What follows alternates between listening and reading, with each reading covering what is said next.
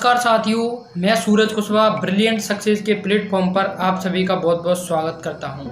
तो साथियों, आज की इस वीडियो में हम बात करने वाले हैं अपने सोलर सिस्टम यानी कि सौर मंडल के बारे में। जी हां, आज की इस वीडियो में हम जानेंगे अपने सौर मंडल के बारे में और सौर मंडल में उपस्थित ग्रहों के बारे में हम चर्चा करेंगे। तो चलिए साथियों, आगे बढ़ते हैं।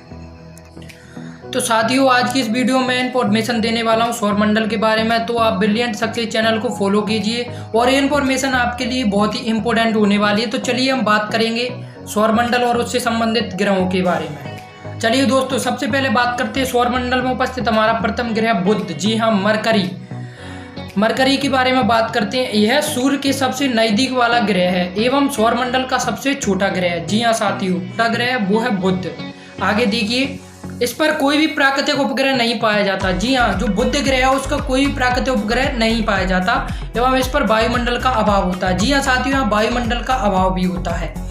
यह सूर्य के चारों ओर 88 दिन सबसे कम में परिक्रमा पूरी करता है। जी हाँ साथियों, बुध जो ग्रह है वो सूर्य की परिक्रमा सबसे कम यानी 88 दिनों में पूर्ण कर लेता है। चलिए आगे देखते हैं। चलिए साथियों, तो बात करेंगे हमारे दूसरे ग्रह यानी शुक्र यानी वीनस की। देखिए, यह दूरी की दृष्टि से यह सौर मंडल का दूसरा ग्रह है। इसका वायुमंडल CO2 गैस से मिलकर बना होता है। जी हाँ साथियों, शुक्र ग्रह का जो वायुमंडल होता है वो हमारी कार्बन डाइऑक्साइड गैस से बना होता है जो ग्रीन हाउस गैस का कार्य करती है। CO2 जो गैस होती है वो ग्रीन हाउस गैस का कार्य करती है तथा इस ग्रह का औसतन तापमान लगभग 480 डिग्री सेल्सियस बनाए रखती है। जी हाँ साथियों, अगले फैक्ट को देखते हैं। CO2 गैस प्रकाश का विकिरण करती है जिससे यह ग्रह अत्यंत चमकीला दिखाई देता है। प्रकाश के विकिरण के कारण यह ग्रह अत्यंत चमकीला दिखाई देता है, इसलिए इसे सुंदरता की देवी, जी हाँ साथियों, इसलिए इसे सुंदरता की देवी भी कहा जाता है। आगे देखिए, यह पृथ्वी का सबसे नजदीक पाया जाने वाला ग्रह है। जो पृथ्वी के सबसे नजदीक पाया जाता है वो शुक्र ग्रह है। जी हाँ साथियों, आगे देखते हैं। बात करते हैं अगले फैक्ट की। इसका आकार एवं द्रव्यमान पृथ्वी के समतुल्य होने के कारण इसे पृथ्वी का जुड़वा या पृथ्वी की बहन भी कहते हैं। जी हाँ साथियों, जो शुक्र ग्रह है उसका आकार एवं द्रव्यमान पृथ्वी के समतुल्य है, इसलिए इसे पृथ्वी का जुड़वा या पृथ्वी की बहन भी कहा जाता है।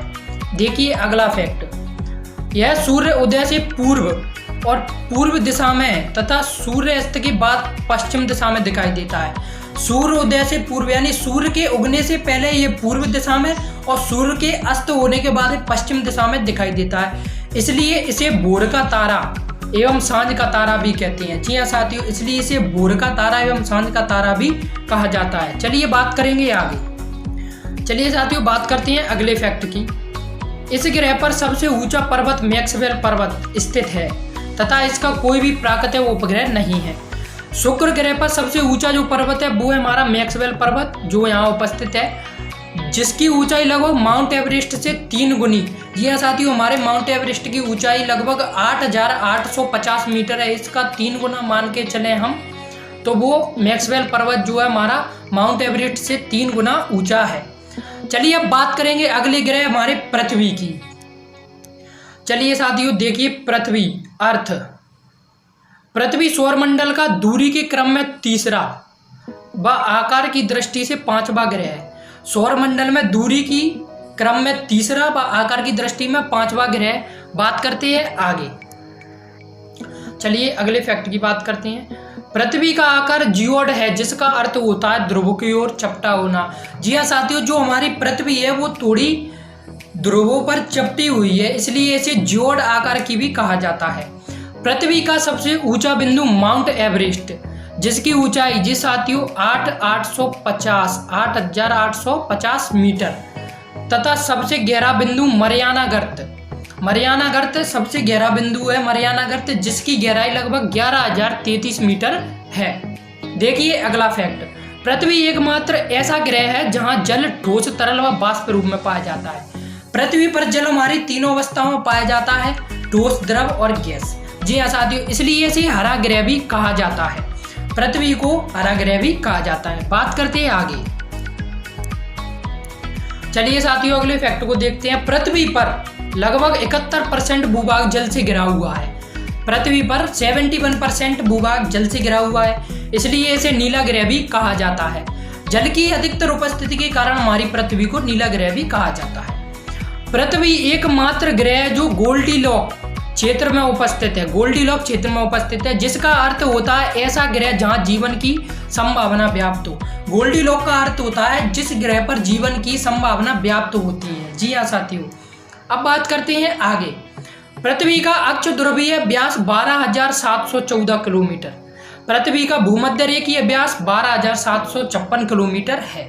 आगे देखिए साथियों, आगे अगले फैक्ट को देखते हैं। पृथ्वी की जो औसत आयु है वो लगभग 4.6 बिलियन वर्ष, जी हाँ साथियों 4.6 बिलियन वर्ष है।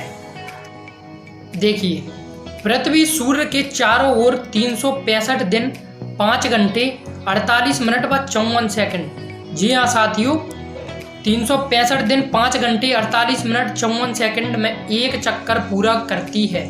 हमारी जो पृथ्वी है वो सूर्य का एक चक्कर लगभग 365 दिन 5 घंटे 48 मिनट व 54 सेकंड में पूर्ण करती है, जिसे एक वर्ष भी कहा जाता है। पृथ्वी अपने अक्ष पर पश्चिम से पूर्व की ओर परिक्रमा करती है। जी हाँ साथियों, पश्चिम से पूर्व की ओर देखा जाए यानी क्लॉकवाइज, जैसे घड़ी की कांटों की दिशा में क्लॉकवाइज परिक्रमा करती है।